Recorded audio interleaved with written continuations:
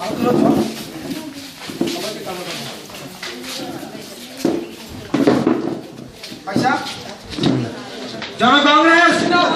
জনকংগ্রেস জনকংগ্রেস জনকংগ্রেস রবি গোস্বামী রবি গোস্বামী অভিজিৎ রাজকুমার অভিজিৎ রাজকুমার জনকংগ্রেস টোটো আচার্য টোটো আচার্য শিল্পী হরি শিল্পী হরি পায়েল চোপড়া পায়েল চোপড়া রবি গোস্বামী।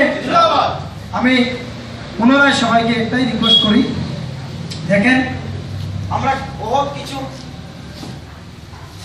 ভাবার এখনো আছে।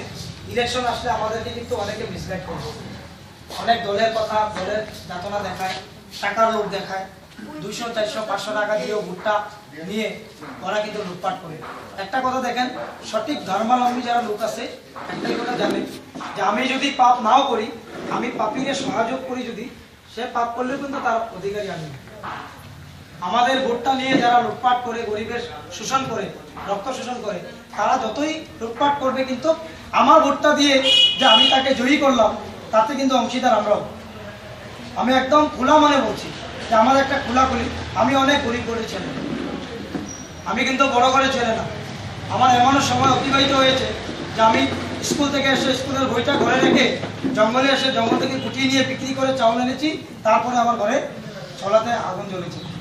ওইটা গরিবিটা আমি দেখেছি।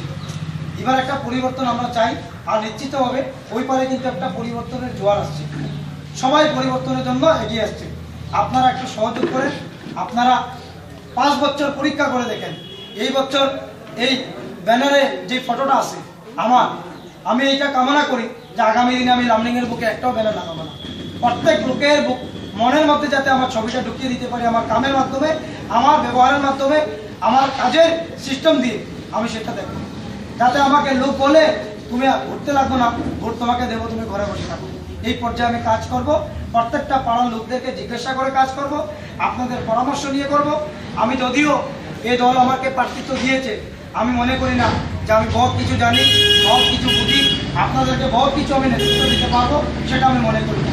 আমার এখানে যারা মা দিদিরা আছেন, আমার যুব বন্ধুরা আছেন, আমার থেকে অনেক অভিজ্ঞতা সম্পন্ন লোক এখানে আছেন, আপনাদের থেকে শিকার অনেক আছে। আমার ভুল ভ্রান্তি যদি থাকে সেটাকে আপনারা মাফ করবেন এবং আমাকে ভুল রাস্তাটা থেকে একটু শুদ্ধ রাস্তা দেখিয়ে দিতে পারবেন। আমাকে কিন্তু কখনো স্যার থাকতে হবে না, ভাইয়ের মতো ডাকতে পারবেন, নাম ধরে রাখতে